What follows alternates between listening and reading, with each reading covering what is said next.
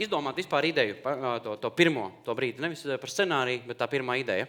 Cik tas ir viegli vai sarežģīti? Kā jūs, piemēram, līdz šeit nonācāt?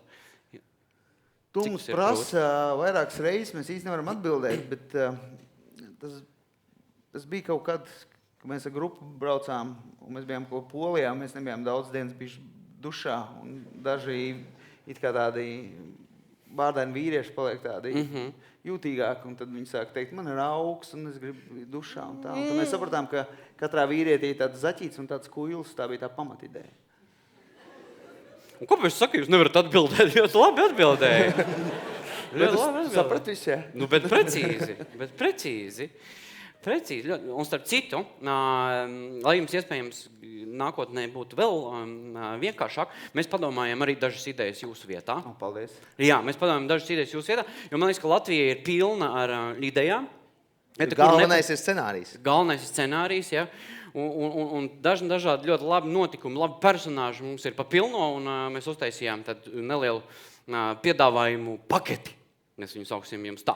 Un lūk, pirmā filma, ko mēs jums piedāvājam, mums būs arī tas, uzrakstījām nelielu tā kā trailerītim, to aizkadru jau uzreiz. Mazliet pataukt, tas, protams, ko tagad darīs, jau tas ir tas, ko mums māca visiem, no tiem vairāk vai mazāk jauniem režisoriem, tas vēl tas pitchings. Un tagad tu nāc un tu stāsti, man ir tā ideja. Jā, tagad es pičoju. Ja, pitch. Ja, uz piču skaitīties.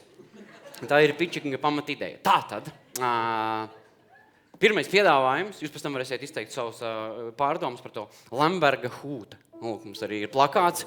Jūs redzat, angliski taisījām, lai stilīgi The Lembergs Hood. Ja? Un sižets varētu būt, ka cilvēks, kuram neviens šķērslis negribēja stāties priekšā. Viņš bija parasts jēkapilietis, kurš iesēdās autobusā un pārbrauca pāri visai Latvijai. Daļa Latvijas izdzīvoja. Lai atgrieztos pats savā limuzīnā. Šajā pavasarī beidzot uz lielajiem ekrāniem stāsta par cilvēku, kurš pats savām rokām uzcēla kalnu. Viņš to darīja savu cilvēku dēļ. Lemberga Hood no 17. maija visos Ventspils kinoteātros.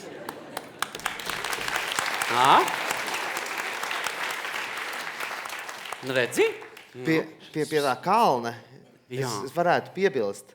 Piebilsti? Trešais brālis vēl ir Mārts Ābela, operators. Ābels no Ābels. Nekrīt. Ne. Un viņš ir tas, kas inspirēja Lembergu uzbūvēt to hūti augstāk par gaiziņu. Kā viņš to dabūja cauri? Vienā snowboard sacensībās viņš bija tiesnesis. Un Lembergs brauca. Lembergs atnāca un tā kā viņam bija jāizstāsta, kas šeit šobrīd notiek. Ja viņš ierodās un viņš grib zināt tā kā visu. Jā. Un viņš viņam izstāsta, ka eksistē relatīvais un absolūtais augstums.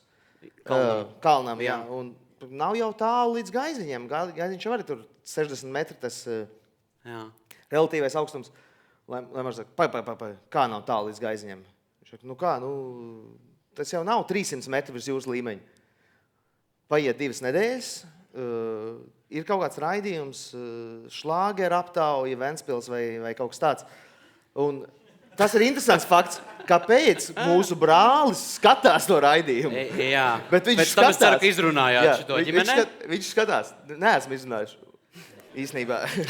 Viņš skatās un viņš dzird, ka Lembergs tur saka, kā man te nesen stāstīja, eksistē relatīvais un absolūtais augstums, un mums jau tālu vairs neatpaliek līdz gaiziņiem, tā kā celsim vien augstāk to savu hūti. Var cēlēt morāli. Pirms nedēļas es biju tur, satieku vietējo strādnieku, kurš pie tā kāla strādā. Ar ķēru, jā. Un viņš, ko dara? Mēs beram augstākā gaiziņu. Un tā ir misija šobrīd. Morālē stāstiem ir tāda, runājot ar Lembergu, domājot, ko sakat. Ja jums ir kaut kāda ģeniāla ideja, viņiem ir ritīgi brīvs. Starp tiesām. Izteikta doma var realizēties. Tas filmā super, tas ir latviešu krustāvs ideāli pilnīgi. Un ar vienu roku tu tā kā ņēmi un ar otru tu ej sabiedrībā un čikāk 3 gadi viss. Bet tas ir normāli. Iedomājies, ja viņš ar to vienu roku nezaktu, bet tā otru turpina dot, nav ko dot. Tu pa tukšo. Ko tu tur? Tas ir bezjēdzīgs. Tāpēc Dievs nav mazais bērns, tāpēc cilvēkam ir 2 rokas, ja, lai ar vienu ņemtu un ar otru dotu.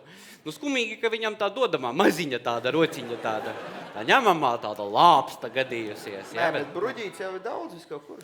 Nu, bruģīts, ja man bračka bruģi tirgot, es ar savā pilsētā uzliktu, zini kā, tā jau nav beigā problēma. Bet mums ir vēl piedāvājums, lūk, nākamā plakātu, un plakātus pat sataisījām, ja. Ilmar Poikan, tāds movie. Parastā pasaulē, parasti cilvēki dzīvo savas parastās dzīves, kamēr vientuļā kabinetā kāds pavisam necils Ilmārs atrod caurumu, kas mainīs mūsu dzīves. Nekas vairs nebūs kā agrāk, izvēle ir izdarīta, sistēmai būs jākrīt, mūs glābs varonis, kas nāk no ciparu pasaules. Ilmārs Poikāns drīzumā uz YouTube ekrāniem. Ilmārs Poikāns.